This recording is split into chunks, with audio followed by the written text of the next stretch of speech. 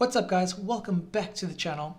In today's video, I'm going to be talking about something that a lot of app developers struggle with, and it's something that I struggled with a long time that was actually holding me back from progressing quicker than I should. So what is this thing I'm talking about? It's quite simple, it's ego. So a lot of us, when we have ideas about something and we get excited and get caught up in the moment, we tend to be very biased towards our own decision-making process and our own ideas. And that can actually hurt you in the long term. And let me explain why. Maybe it's due to human psychology. A lot of us have lived very sheltered lives. Our parents, since we're little kids, tell us how special we are and that we can do anything that we want to achieve in life. And this kind of creates a false sense of security in the world. And as we know, the world can be a very cruel and harsh place. So when I first got into making games, I would be very biased towards my own ideas, and when I would create a prototype, I would go onto the many Facebook groups and introduce it to the game development world. And needless to say, if you guys have ever posted anything on those groups, the app development community, they can be a little bit harsh at times, and I would get feedback from people and they would say how rubbish this game is, or I needed to do this, or I needed to implement this feature. And this would make me so angry and so mad, and I would just brush them off and say, you guys don't know what you're talking about. It would be the same things when friends and family, they would play my games, and they would give me a bit of constructive criticism, and I'd get so, it would literally make my blood boil. And I think we all have this kind of ego in our lives, and in business, this is something that really holds you back because it closes your mind. When you want to grow a product or a service or anything, you have to have an open mind and know that you don't know it all, and that you constantly have to keep learning things. So what a real game changer for me was, in terms of my games actually gaining traction, was I learned to open my mind, especially with industry veterans. They would give me advice.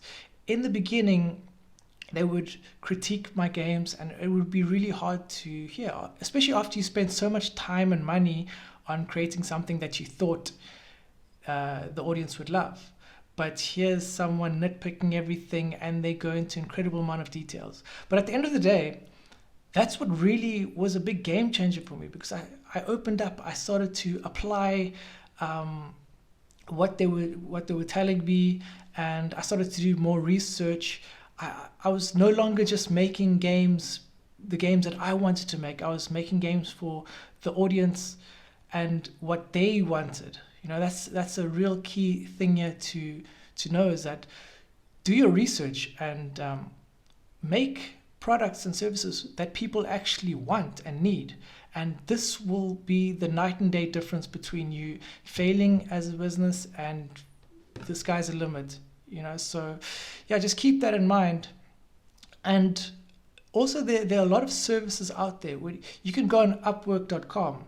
And I've had some good experiences with freelancers on there, and there are some good professional industry veteran game designers on there which will actually critique your games.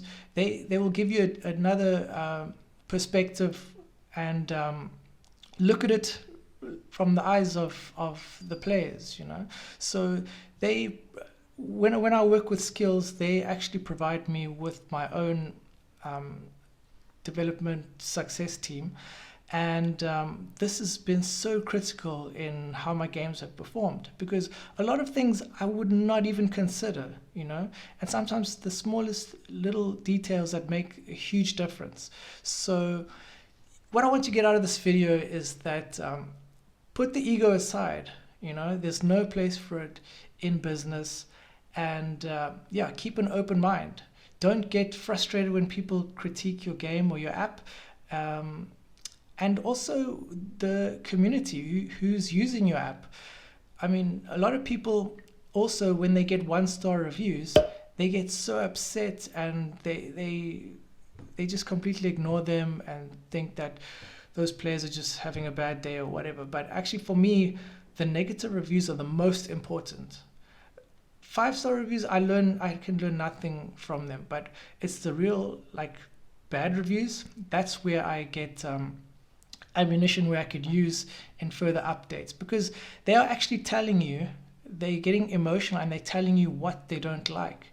And it's up to you as a developer to listen to that and apply it into your next updates. And you're not going to be able to do that if your ego's in the way and you think that you're the king of all of whatever. So yeah, just bear that in mind and keep an open mind. Kill the ego. Has got no place in business.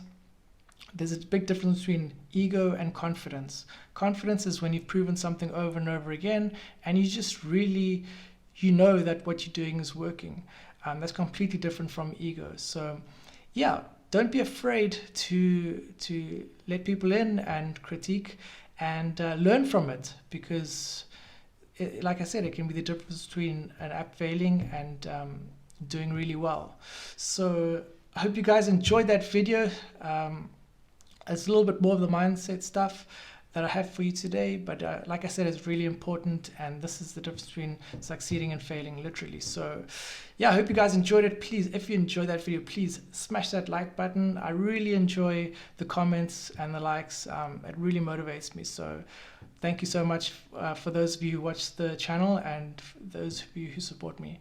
So thanks guys. I will see you on the next video, and I hope you stay safe. Peace out.